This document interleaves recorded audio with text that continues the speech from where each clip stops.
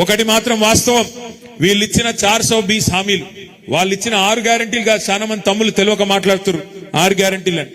6 గ్యారంటీలేమో 100 రోజులలో అమలు చేస్తామన్నారు. ఒక 420 హామీలు, యూత్ డిక్లరేషన్ అని, ఎస్సీ డిక్లరేషన్ అని, ఎస్టీ డిక్లరేషన్ అని, మైనారిటీ డిక్లరేషన్ అని, రైతు డిక్లరేషన్ అని, మహిళా డిక్లరేషన్ అని చెప్పి విడుదల చేసి 420 420 హామీలు ఇచ్చి ఇవాళ రేవంత్ రెడ్డి అక్కడ గద్దెనెక్కి ముఖ్యమంత్రి అయిండు. ముఖ్యమంత్రి అయిన తర్వాత ప్రజలకు పనికొచ్చే పనులు చేయకపోగా పనికిమాలిన మాటలు మాట్లాడుతూ ఉన్నాడు. ఆయన అంటాడు కేసీఆర్ ను బీఆర్ఎస్ ను 100 మీటర్ల లోపల బొంద పెడతా, పాతి పెడతా అని మాట్లాడుతున్నాడు. ఆయన తిప్పి కొడితే 3 ఫీట్లు లేడు. ఆయన అంటే 100 మీటర్ల లోపల మనల్ని పాతి పెడతాడంట.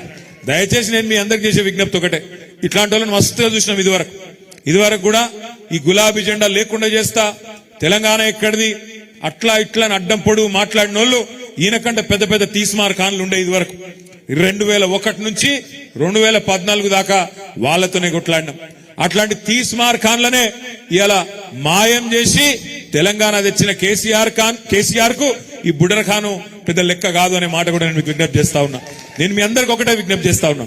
ఇప్పుడు మల్లారెడ్డి గారు గొప్ప మాట చెప్పిండు, ఎవరికి ఏ కష్టం వచ్చినా నేనుంటా, అవసరమైతే ఎక్కడికి రమ్మంటే అక్కడికి వస్తాను. మల్లారెడ్డి గారు ఏ మాట అయితే చెప్పిండో మేడ్చల్లో, అదే రకంగా రాష్ట్రంలో ఏ కార్యకర్త మీద దొంగ కేసులు పెట్టినా, ఎవలను ఇబ్బంది పెట్టినా, ఇప్పుడు మా తమ్ముడు శివాని ఇబ్బంది పెట్టినట్టు ఎక్కడ ఎవరు ఇబ్బంది పెట్టినా, మొన్ననే చెప్పినా మళ్ళా చెప్తా ఉన్నా, 38 మంది ఎమ్మెల్యేలం, 27 మంది ఎమ్మెల్సీలం బస్ వేసుకొని వస్తాం. ఎవ్వలకు అన్యాయమైనా ఎవ్వలకు ఇబ్బంది అయినా మీకు అండగా నిలబడే బాధ్యత మాది. ఎందుకంటే ఈ పార్టీ ఏ ఒక్కల పార్టీయో కాదు. ఈ పార్టీ తెలంగాణ ప్రజల ఆస్తి, తెలంగాణ ప్రజల సొత్తు. ఇది తెలంగాణకెన్నటికైనా శ్రీరామ రక్ష ఈ గులాబీ జెండా. తెలంగాణ గురించి గొంతెత్తి మాట్లాడాలంటే అది గల్లీలో కావచ్చు, ఢిల్లీలో కావచ్చు, గులాబీ జెండా వేసుకున్నోనుకుండే ధైర్యం వేరే వాళ్ళకు ఉండదు అనే మాట కూడా నేను మీకు విజ్ఞప్తి చేస్తా ఉన్నా.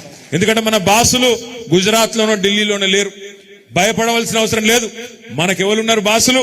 గల్లీలో ఉండే తెలంగాణ ప్రజలే మన బాసులు. మీకు మేం జవాబుదారు తప్ప ఎవడో ఢిల్లీలో గుజరాత్ లో ఉండే పెద్ద పెద్దలకు భయపడే పరిస్థితి మనకు ఉండదు. అందుకే నేను మీకు విజ్ఞప్తి చేస్తా ఉన్నా.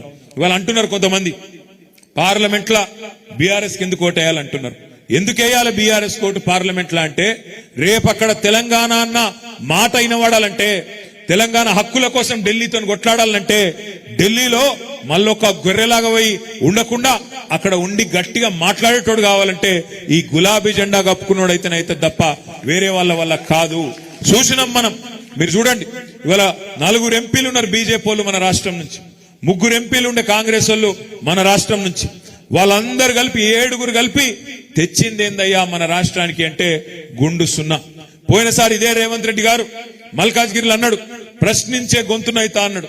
ప్రశ్నించలేదు, మనులేదు, కేసీఆర్ ను తిట్టుకుంటూనే తిరిగిండు, మాయ మాటలు చెప్పిండు. ఆఖరికి ఆ మాయ మాటలతో ప్రజలను బురిడి కొట్టించి ఇలా ముఖ్యమంత్రి అయిండు. ముఖ్యమంత్రి అయినాక కూడా అదే మాయ మాటలు, ముఖ్యమంత్రి అయినాక కూడా మళ్ళీ అదే మోసంపూరితమైన మాటలు. ఏమంటున్నాడు?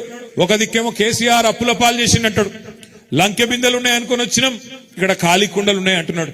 నాకు తెలియక అడుగుతా, దయచేసి మీరందరూ చెప్పాలా, లంకె బిందెల కోసం ఎవరు తిరుగుతారన్నా? లంకె బిందెల కోసం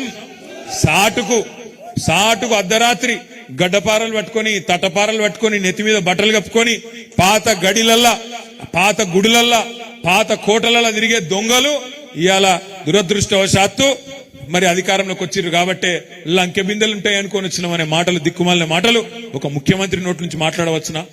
లంకె బిందెలు ఉంటాయి అనుకొని వచ్చినాం, ఖాళీ కుండలున్నాయి.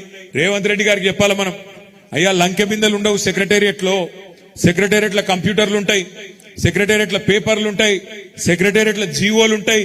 నీకు చిత్తశుద్ధి ఉంటే ఇచ్చిన హామీలు 420 హామీలు ఏవైతున్నాయో వాటిని నిలబెట్టేందుకు పని చేయి. తెల్లారు లేస్తే పనికి మాలిన మాటలు, కేసీఆర్ ఇది చేసిండు, కేసీఆర్ అది చేసిండు. కేసీఆర్ ఏం చేసిండో ఏం చేయలేదో ప్రజలకు తెలుసు. నువ్వేం చేస్తావో చెప్పు.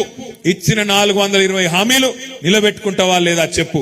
ఇచ్చిన ప్రతి ఒక్క హామీని నువ్వు గిన్న మోసం చేస్తే ప్రజల తరఫున తప్పకుండా నిలబడతాం, తప్పకుండా నిలదీస్తాం, తప్పకుండా వెంటాడుతాం.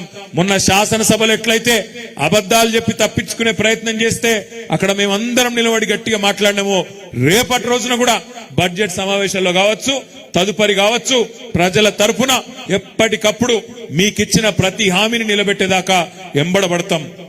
ఈ దివాలాకోరు మాటలు మాకు ఓటేస్తేనే నిలబడతాం, మాకు ఓటేస్తేనే మన 420 గ్యారంటీలు అమలు చేస్తాం అనే మాట ఏదైతే ఉన్నదో ఇది ఎలక్షన్ల ముందే చెప్పింటే ఆనాడే ప్రజలు నిన్ను జాడించి తంతుండే.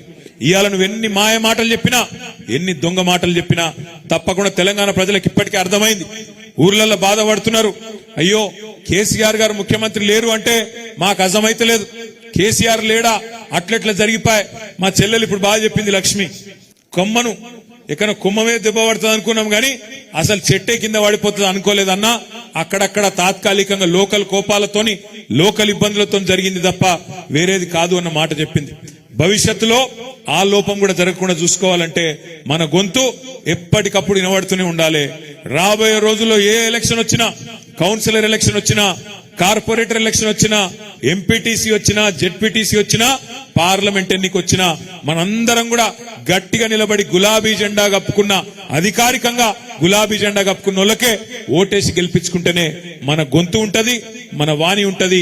తెలంగాణ ప్రజలకు శ్రీరామ రక్షలాగుండే కేసీఆర్ గారు ఉంటారు. కాబట్టి మీ అందరినీ ప్రార్థించేది, మళ్ళా నన్ను మంచి గెలిపించుకున్నారు, మంచి మాస్ లీడరు, మీ అందరికి ఎప్పుడు అండగా ఉండే నాయకుడు భవిష్యత్తులో కూడా ఉంటాడు.